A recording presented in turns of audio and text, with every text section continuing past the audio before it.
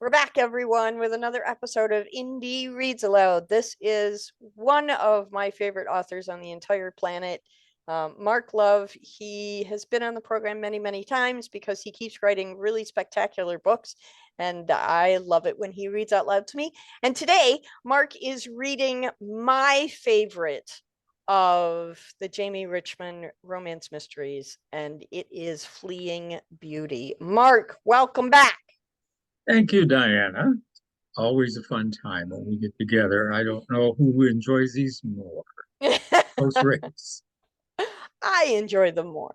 Copy um, that. I love it when you come on the program because we've known each other for a long time and we just have so much fun. And every single time you read, I get surprised, even with the books I've already read. There's something really special about having an author read their own work. Oh, I agree. I think it really gives you the opportunity to put certain inflections into the pronunciation of the story and maybe change your voice just a little bit when you're shifting from one character to another. And um, it's when I'm working with the Jamie series, the attitude comes up a little bit more often. Mm-hmm. He can be a little bit of a, how can I phrase this delicately? A smart ass. Yeah, And I don't know where that came from, but I can't imagine. but she seems to come forward with that when I'm reading the scenes. So, So let's start first to let everybody know if you have little ears nearby, you might want to preview this episode before you allow the little ears to listen in. We do have some mature situations that will be coming through in the reading today, so just a fair warning to preview this first. For those of you who have not yet met Mark, you're missing out. Seriously, missing out. He's lived for many years in the Metro Detroit area where crime and corruption are always prevalent, but it's where we live. As a former freelance reporter, Mark honed his writing skills covering features and hard news. He is the author of the Jamie Richmond romance mysteries, the Jefferson Chene mystery series, and more stuff you can find on his website at motownmysteries.com. Mark now resides in West Michigan, where he enjoys a wide variety of music, books, travel, cooking, and the great outdoors. And if you want to know more about Mark, jump on his website and read his newsletter. It's super eclectic and always fun. I love it when you share those with us. I always have music playing, and so I always have to include that in some of the news features that I do. And of course, as soon as I did one yesterday, went live with the latest one, Mm-hmm. and I started driving, I went, "Oh my gosh, Kenny Loggins! I should have." So now I've already got ideas for the next issue. It's odd. Sometimes certain songs just keep popping up on Spotify or Pandora or YouTube or even in the car. Yeah, yeah. And I'm a big Kenny Loggins fan. He shaped so much of my life, so many different milestones. So I'll be looking Very for talented that. Yeah, yeah, he's amazing. in my list. So, Before we start in on the reading, I would like you to talk a little bit about Ink Spell because you work with them in anthologies and they have a new one out recently. And I don't think they get enough promotion. So could you just share a little bit about that project with us? okay. Inkspell Publishing is the house that has the Jamie Richmond series, and they have been just phenomenal to work with. Melissa and her crew are always quick, very supportive. When I come up with ideas for something, I'll float it by her, and she's like, "When can I get the manuscript?" I'm like, "I just got the idea, oh, that's slow down." And she is really wonderful. What she likes to do is she'll put together a collection. Like we just did one um, for the holidays, and this is like memories of fathers and kids. And what she wants is a little story about fatherhood, and then one of your favorite recipes. And then she would collect and take copies of all the covers from all the different books that you have with Inkspell, And she includes the back cover and maybe a little excerpt from one of those as well. How lovely. And this is just a delight. And she puts this all together and she says, okay, here, now, you can buy these in paperback or in ebook. And I used it as a promotion when I got them because I had an event just the earlier part of December. And I had these available with me. And it was a perfect situation because I had two different customers that bought all three books in the Chene series. And they were Nice. kind of looking at the Jamie books and they're like, I said, okay, I'll tell you what.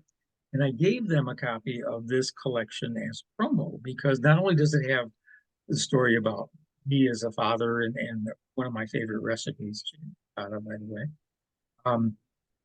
but it also had about 10 other Inkspell authors. And it's not one of the top 5 publishing, but they certainly make you feel when you're part of that. And Melissa refers to us as the Inkspell family. I Yeah. don't know if that makes me the grandpa or what, but I'm I don't proud to know be that that part would of be a it. bad thing. I think you No, make a not great at all. grandpa.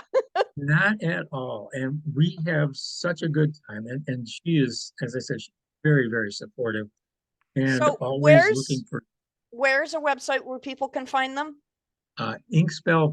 inkspellpublishing.com. Okay. And Awesome. that is just, she's I've always got a lot of variety in the house and a yeah. lot of, I've and now worked with several authors from Inkspell on the podcast, and everybody is such a delight, and there's such a great variety and change, and I mean nobody writes the same stories, we're and they all all come very, from very different. different voices, and it's just really really wonderful. Well, So there's a couple of authors from Australia. I want to say yeah, Tammy Mannersley, mhm. Jennifer Rains is from Australia, and they've been on your show. Yes. And it's just wonderful. I know there's a few Canadian authors. I'm not sure about Mhm. England, but I know there's a lot here in the States that really enjoy telling wonderful. I Yeah, mean, it's really a great thing. So I appreciate you talking about them because I just think they're one of the, for lack of a better word, one of the cousins we don't get to see enough. yeah, You know? So I like sharing what they're doing. if we ever have the opportunity to have a Inkspell family reunion, I'm going. Yeah, Uh, you know, absolutely. I'm not sure how many of us will cram into Melinda's condo or Melissa's condo, but we'll figure it. Yeah, you'll figure it out when you get there. So today you're going to read from Fleeing Beauty. This is my favorite Jamie Richmond novel. I know I'm not supposed to have favorite children, but this one is my favorite. I think part of the reason it's my favorite is because it was the first of your books that I ever read. And I know that that's a little unconventional because it's the third in the series, That's right. but I didn't know that going in. So Well, I that's read it, not and I didn't have a problem with continuity at all. You write your novels in such a way that even though they're interconnected, they do stand by themselves as well. and that's something that Melissa and I work very closely to make sure that as it is, because now there are 5 Jamie books, and we want to make sure that if somebody picked up the latest one, a crab chasing favor, that they would not feel lost trying to figure out, okay, what's the backstory? How does this all come together? So that is something that we take a little extra time to make sure it Well, covers all those bases. you've absolutely been successful with this because I like I say, it's the first book I read, and I fell madly in love with this series. It's just fantastic. So I'm And really the excited you that you're going to you're read moving the today. other ones up to the top of the to be read pile, aren't you? Of course, yeah. You right. I keep saying this to all of my indie friends. You guys got to slow down writing so I can catch up reading. it's it's just the nature of what I get to do. I get samples of so many great books through this podcast, and I just can't read fast enough. Have to So, see what we can do. We'll maybe slow down just a little bit. well, I would hate to like pull in the reins on your writing career. That would, I don't want to do that. No, we won't do that. So we'll keep going. So give us the setup for Fleeing Beauty, and then when Okay. you're ready, take the microphone and read aloud. All right. Well, this is the third book in the series, and I'm just going to read you off the back cover here. Jamie used to live a nice, quiet life, but last fall she witnessed the shooting of a police officer and figured out who did it. Then this winter, her best friend Linda targeted by a stalker. She was kidnapped. Yep, Jamie solved that one and came to her rescue. Now it's summertime, and the living is supposed to be easy. All she wants to do is write her novels and spend free time with Malone, the guy who has been by her side since all this craziness began. But that's not likely to happen. Now, the lead story on this is Jamie's father was a very successful sculptor, and unfortunately, he passed away when she was only 7 years old. Now, 25 years later, his studio is discovered, and alongside the studio is also a storeroom filled with crates of work that he did, beautiful artwork that was not on commission. So he was like building up a supply show or for gallery, whatever the case may be. So now Jamie just discovered this. Uh, she is going to have a meeting with the attorneys that handle her father's estate. And she has asked Bert, who is her stepfather, and Malone to accompany her to meet the attorneys and find out what's going on. So here's the first scene. The law offices were in one of the high-rise buildings in downtown, with a great view of the Detroit River. It was a clear day, and from 30 stories up, you could easily see Windsor, Canada on the side.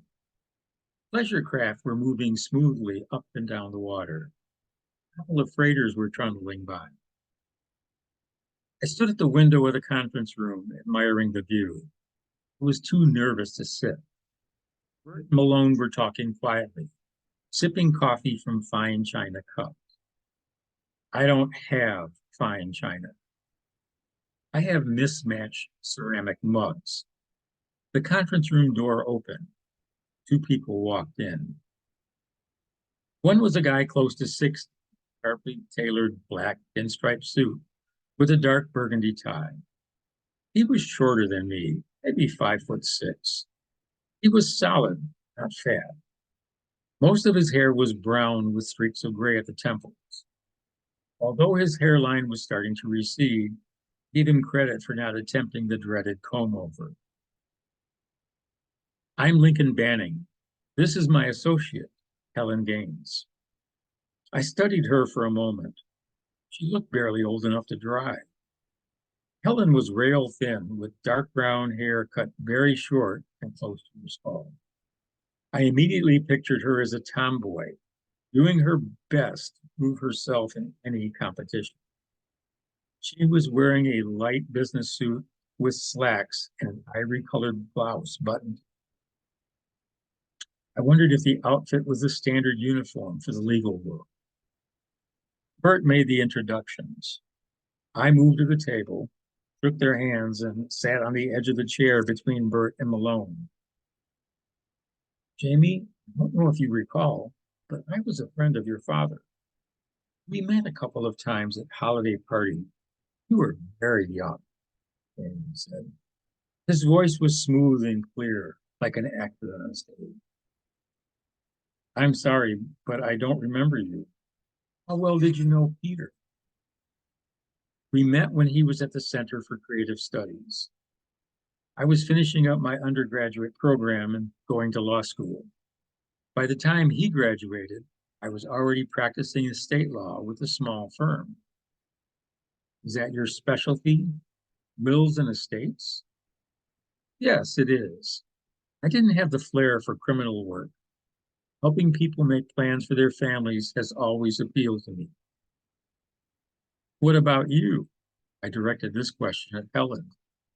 Both my father and grandfather practiced law. Grandfather always said there was nothing finer than estate work. I turned my attention back to Banning. For a moment, I felt out of place, wearing a navy blue dress that stopped a couple inches above the knee. My legs were bare. As if sensing my discomfort, Malone lightly put a hand on my arm. He was wearing a black sport coat and slacks with a blue striped shirt. Bert was in one of his business suits. I have made several attempts to reach Vera Richmond. Unfortunately, I have yet to receive a response, Manning said. I nodded. That's not unusual. Vera doesn't like to be easily accessible. I've left messages on her cell phone and her email account, but it could be a week before we hear anything. Is it necessary that she be here? Banning offered a thin smile. Actually, there is a great deal we need to do, but whether Mrs. Richmond is present or not, I believe we can proceed. Helen passed out copies of a list on the company's thick stationery. I rolled my thumb across the corporate logo at the top. This firm's reputation was well deserved. I checked them out last night. There may be other issues we need to address, Banning said, but I believe we've outlined the most salient points. As the executors of Peter's estate, it is our responsibility to make certain the assets are secured. Bert raised a meeting. Let's get a little more background information on the table. Of course. How foolish of me. I was operating under the impression that you all knew about the estate. Where should I begin? I've never seen my father's will. Vera never told me anything about it, just that he left her enough money to support us. Banning's expression seemed to soften. Mrs. Richmond never cared for the detail. I will make sure you have a copy of the will before you leave. Basically, Peter Richmond was very talented. Whether he was very wise, took the recommendations of a savvy mentor, I'll never know. But he put his assets into a trust. Vera was given a stipend for expenses, which was enough to maintain the lifestyle she'd enjoyed at the time of his death. There were provisions made for inflation as well. The trust was not to be touched until your 35th birthday, Jamie. At that time, the funds will be divided equally between you and Vera. How much are we talking, Burton? Manning shrugged. It is difficult to put an exact figure on it. Peter invested cautiously in some stocks and bonds, as well as real estate. There were several insurance policies. And of course, there's the building. What building? I asked. Peter owned the building where his studio and storage space are.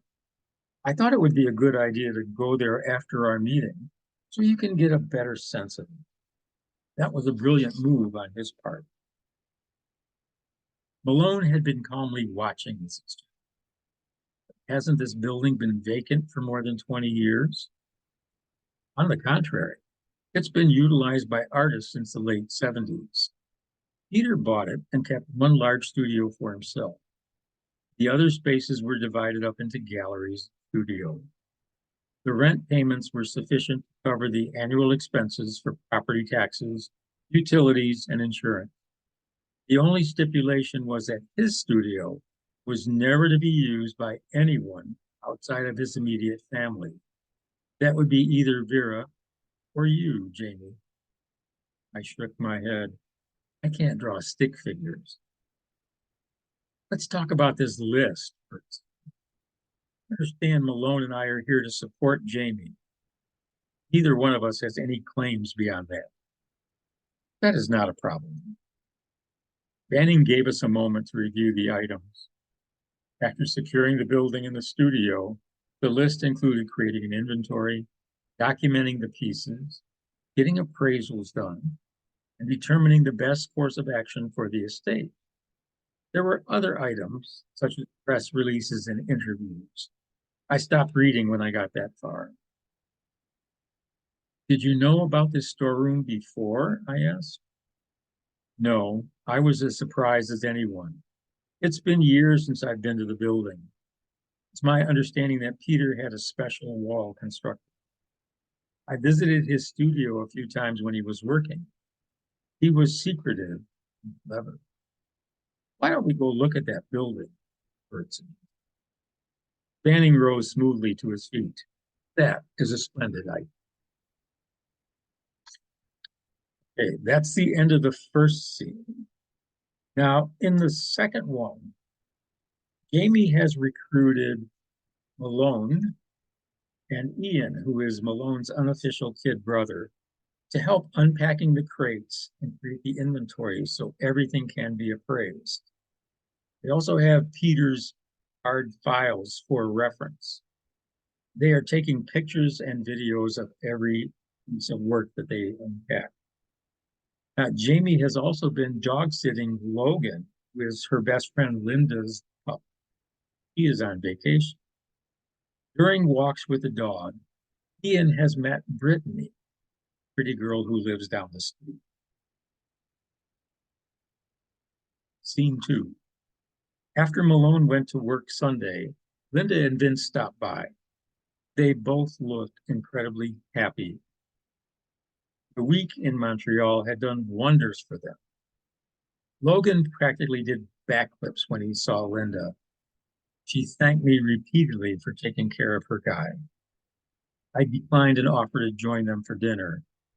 It was obvious they still wanted to be alone.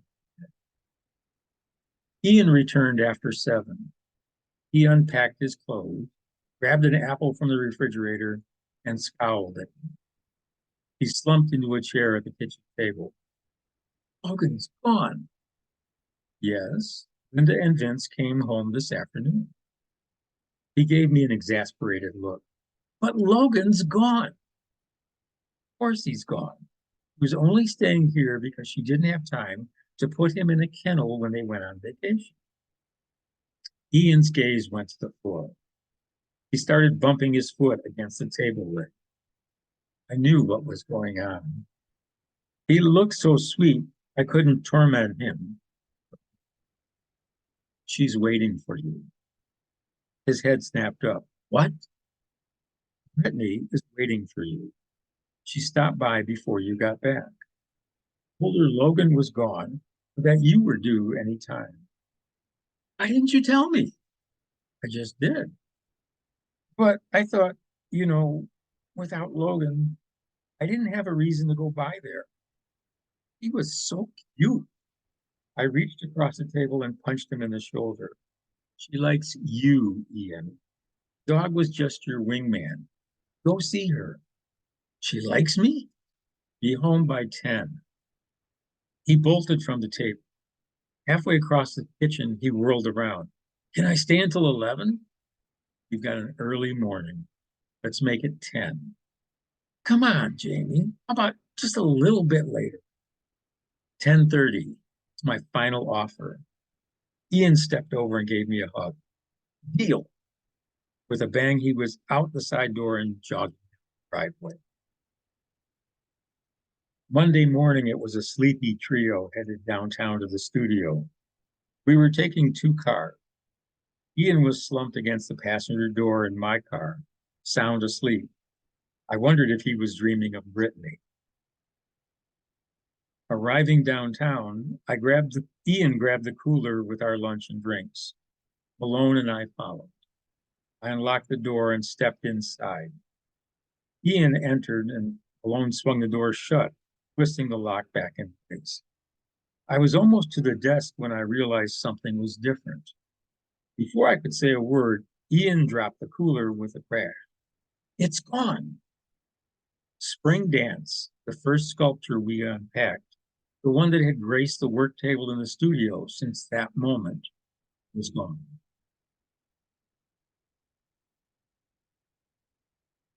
All right, scene 3. Linda joins Jamie, Malone, and Ian at the studio as the unpacking and cataloging work continues. Linda was anxious to see what treasures lurked inside the remaining crates. By my count, we still had 25 to open. In no time at all, we had the cameras set up and running while the guys maneuvered the first large crate into position. I watched from behind the video camera as Malone and Ian pulled the burlap off the sculpture. This one was a marble titled Fleeing Beauty. It was the body of a woman caught in the act of running. Tendrils of slender marble in various lengths and thicknesses extended from her head, as if they were locks of hair billowing out behind her as she ran. Part of her face was obscured, turned against her shoulder, as if attempting to hide her features from whoever was chasing her. The woman's body was voluptuous, full of dangerous curves. There was something haunting about this piece. The guys became quiet. It was unusual. Linda slowly moved around it, taking pictures with the other camera. Holy shit, Ian muttered. Watch your language, Malone said, cuffing him lightly on the back of the head. How did he do that? She looks real. She looks alive, Malone. Check the file out. Ian ducked back into the studio. The three of us were now leaning against the work table that held the laptop. None of us could take our eyes off the sculpture. After almost 2 weeks of doing this, I thought I was becoming accustomed to unveiling these incredible works of art. But this one stopped me in my tracks. It wasn't just me. Linda and Malone were staring at it as well. He used a model, Ian said, holding up the file.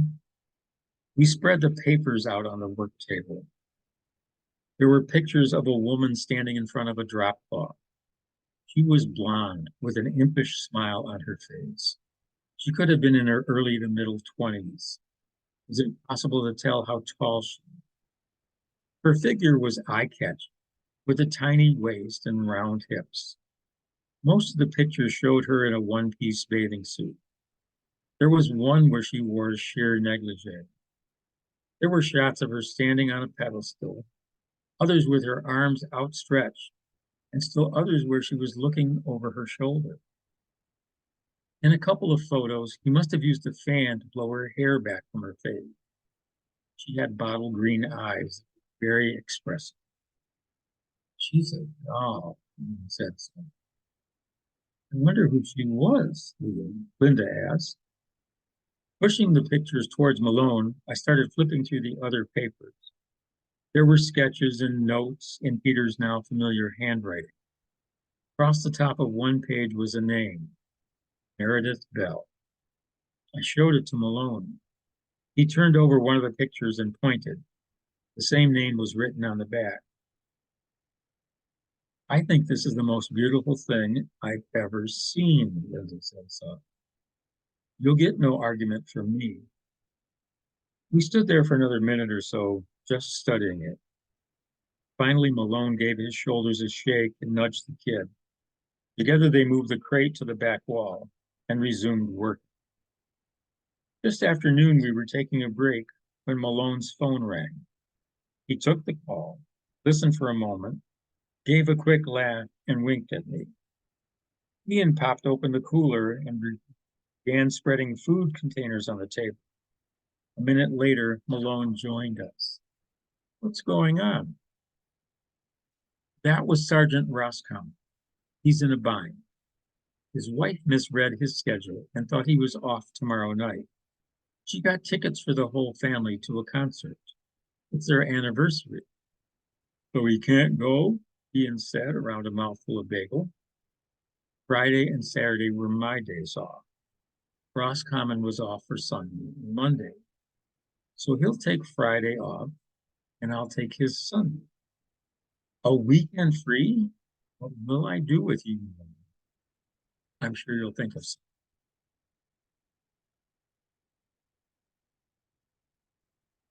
One more. This one is for Diana. I know how much she enjoys these little surprises. All of the artwork has been appraised. Jamie is back home after a stressful meeting with the attorneys. I wandered into the living room where one light was on low. The house was quiet. The windows were all open and a cool breeze fluttered the curtains. The ceiling fans slowly spun the air. I felt the sofa fall to me. Last week, Brittany and Ian were tangled up on it, the sofa working its magic of pushing the eyes together. Brittany could not stop it. Apparently, the girl is very ticklish. I flopped onto the sofa and sank into its comfort. So many things had been discovered this summer. The treasures at the studio, the first love for Ian, a stronger relationship between Ian and Malone, and a growing relationship for me and Ian. Malone was still with me. There were few quiet moments when the kids were around. It didn't seem to bother him in the least. It wasn't difficult to picture Malone with kids of his own. I'd never really thought that much about having children, but it seemed like I had developed an honorary part-time family. The click of the back door brought me out of my reverie. Malone appeared in the archway from the kitchen. Hey, Jamie. Malone snagged my ankles with one hand and lifted them high enough so that he could settle onto the cushions and lowered my legs onto his lap. Do you hear that? Hesitated and listened closely. I don't hear anything. Exactly what I mean. Silence, peace, quiet. No boisterous teenagers making weird noise. Just the gentle sound of your breathing. Want to make me breathe a little louder? He stroked my legs softly, sliding his hands up the calves to the knees and dipping his fingers around to lightly graze the tender flesh behind the knee. Shivers danced up my spine. Maybe later. Right now, I'll settle for the quiet. I told him about the meeting with the attorneys, my reaction to Banning's recommendations.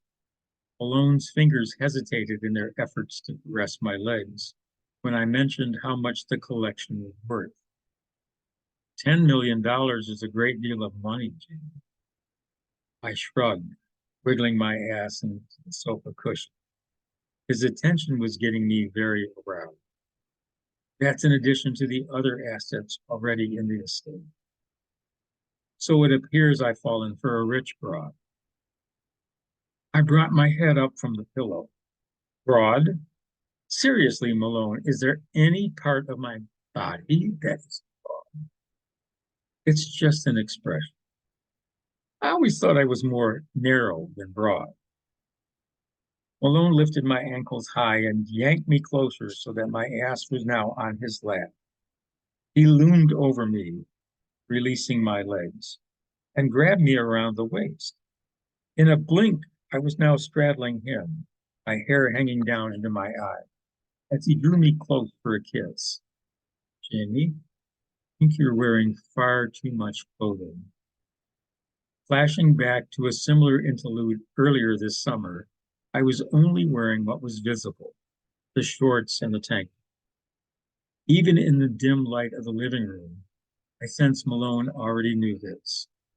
I expected him to quickly peel off my clothes, but Malone had other plans.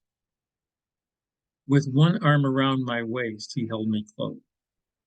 I felt his other hand cup the back of my head as he held me still, driving me crazy with a long, slow, wet kiss. I was squirming on his lap with excitement. He knew exactly what he was doing. He released my head, drawing his hand slowly down to my breast, tipped my head back. He was kissing my throat. Electricity was running wild through my core. And then just as suddenly, Malone was standing, holding me in his arms. This was no easy trick, getting out of the clutches of his. Without a word, he eased me down until my feet touched the hardwood floor. Malone, hush, Jamie.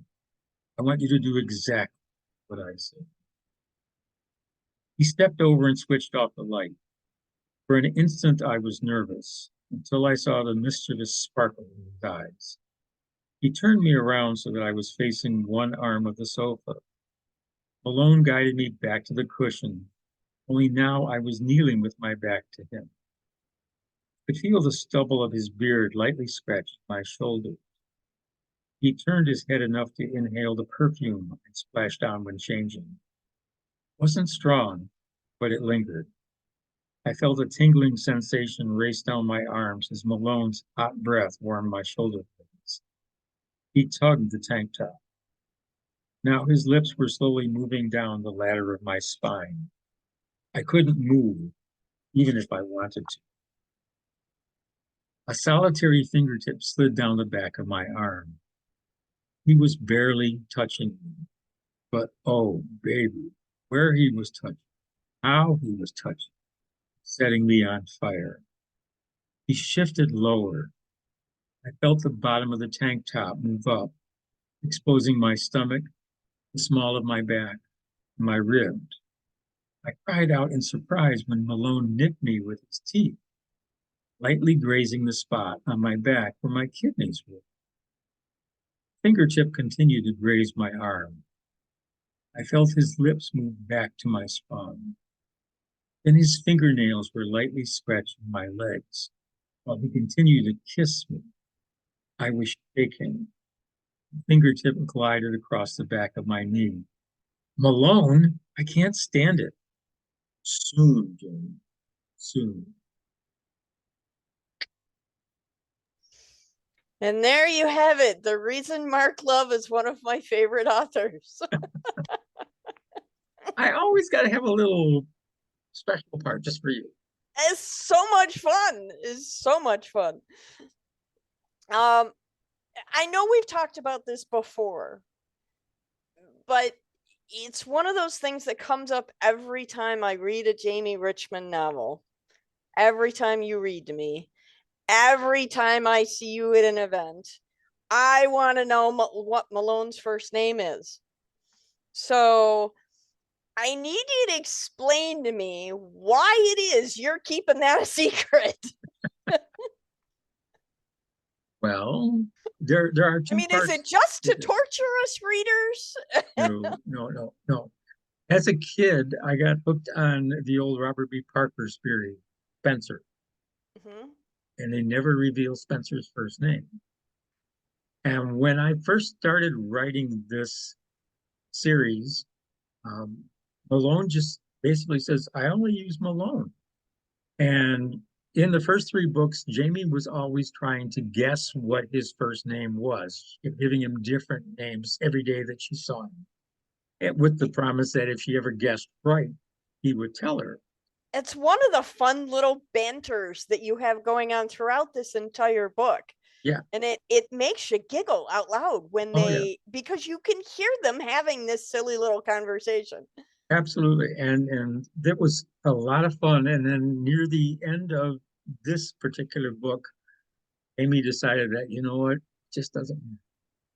He's here. He, what more do I need? I'll call him Malone. Yeah. Just say, hey, he shows up. So,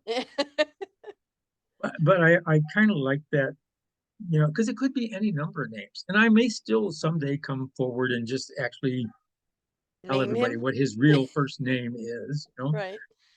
Because everybody that in the beginning, when Jamie would come into contact with somebody that knew Malone, she goes, oh, name Malone.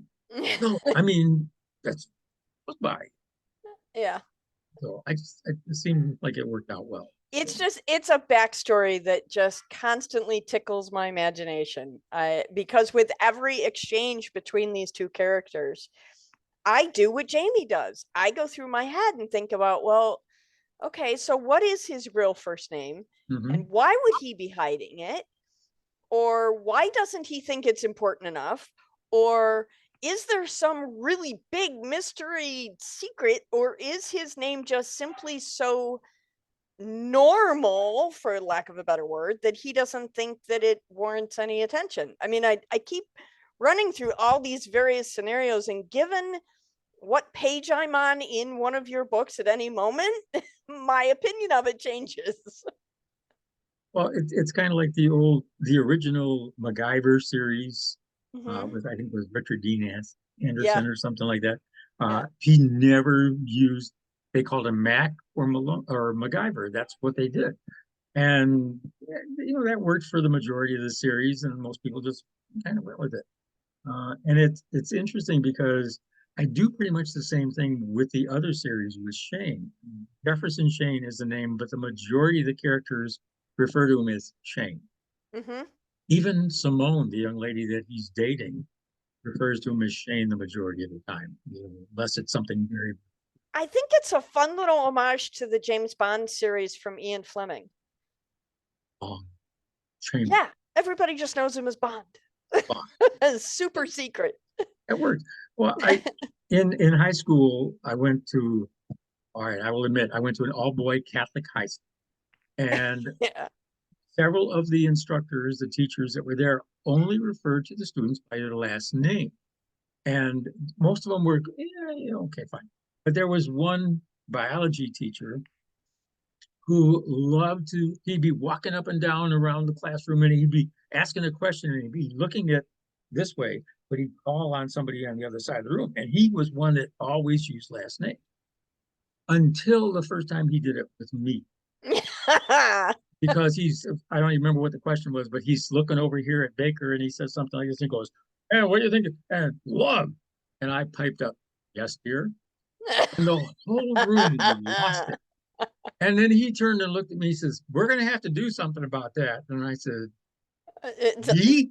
I'm We stuck with this name guy, So this is the name I was after that, born with. after that, he started calling everybody by their first name, and everybody else looked at me and went, "Yeah, Yeah. we're not in the military, we're Right. 15-year-old high school kids, Yeah. So you brought vindication to everybody's identity. Yeah. Perfect. Somebody's got to step up and do it. Might as well be me." I am so happy that you came and read for me today. We always have such a good time. It's Um, I, always a pleasure. I hope that you will come back and read from the Inkspell projects for me because we haven't done those yet. Oh, Would you be well, willing to do that at some point? you're talking about the big anthology? Yeah, Oh, you mean, wow, maybe. we'll get it off the shelf. You mean this guy? Yeah. Yeah, that I one. I might be persuaded to read part of my story, but this whole thing is like No, no, 900 not the pages. whole thing, just your story. I had somebody pick that up at an event at the start of December, and they picked the one off the display and they hefted it and they go, "Ooh, good murder weapon." You're my kind of reader. I like that. Perfect. So Thanks yeah, again for coming. I'll have to think about that. Yes, definitely. Okay. And it's always such a good time, Diana. Thank you so much for having me on the show. You're And always it's welcome, sir. a pleasure. Have an awesome day. All right, thank you. You too.